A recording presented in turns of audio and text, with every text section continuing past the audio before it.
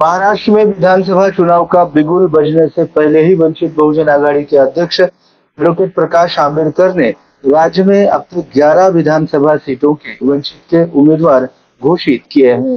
महायुति और महाविकास आघाड़ी सहित सभी राजनीतिक दलों को ये जोर का झटका माना जा रहा है। नांदेड़ दक्षिण विधानसभा सीट के लिए प्रदेश कार्यकारिणी के पदाधिकारी फारूक अहमद को, तो वहीं कंधार लोहा विधानसभा निर्वाचन क्षेत्र की सीट से जिलाध्यक्ष शिवान नरंगले को वंचित बहुजन आघाड़ी के अध्यक्ष प्रकाश आंबेडकर ने उम्मीदवारी घोषित की है। उम्मीदवारी घोषित होते ही अपने सैकड़ों कार्यकर्ताओं के साथ फारूक अहमद ने रेलवे स्टेशन परिसर में स्थित भारत रत्न डॉक्टर बाबा साहब आंबेडकर की प्रतिमा को अभिवादन किया।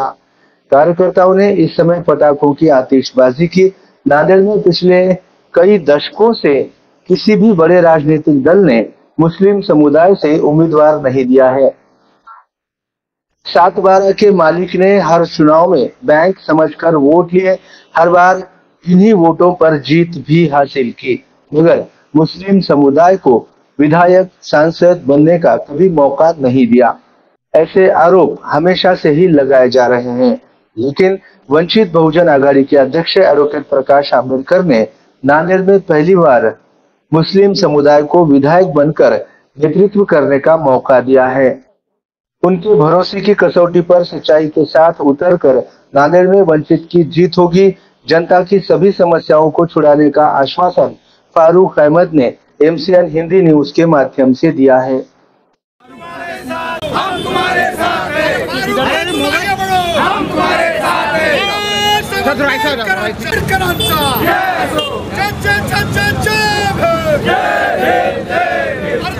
काले शर्ट वाले मोबाइल में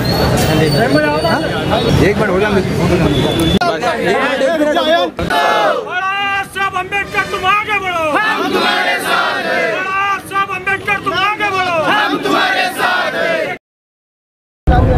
अल्हम्दुलिल्लाह, मी आदरणीय बाळासाहेब आंबेडकर यांचे मनापासून आभार व्यक्त करतो। वंचित बहुजन आघाडीचे सर्व ज्येष्ठ नेते, प्रदेशाध्यक्ष रेखाताई ठाकूर, राज्य कार्यकारिणी व समस्त महाराष्ट्रातल्या आणि नांदेड जिल्ह्यातल्या पदाधिकारी कार्यकर्त्यांच्या पाठबळ आणि नांदेडच्या जनतेच्या प्रेमामुळे आदरणीय बाळासाहेबांनी पहिल्या टप्प्यात पहिल्या यादीमध्ये एक मुस्लिम समाजातून येणाऱ्या मायनॉरिटीचा उमेदवार जाहीर केला।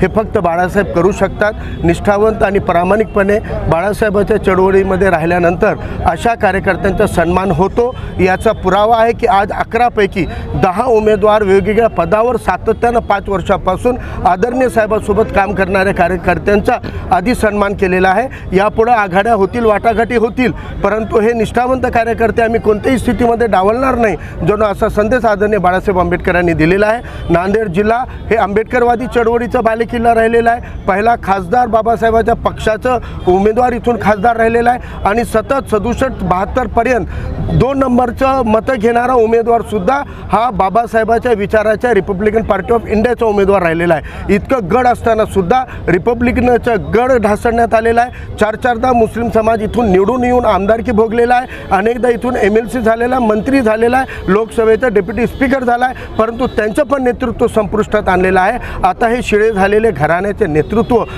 कडेला लावून सर्वसामान्य चळवळीतला सर्व समाज घटकासाठी, शोषित पीडितांसाठी लढणारा कार्यकर्ता हा विधानसभेमध्ये पाठवण्याचा संकल्प नांदेड जिल्ह्याच्या जनतेने घेतलेला आहे। यामुळे हे पहिल्या यादीमध्ये जाहीर झालेले सर्वच उमेदवार विधानसभेमध्ये जातील एवढा आत्मविश्वास आम्हाला नांदेडच्या जनतेवर आहे। काय मुद्दे घेऊन लढणार आहे?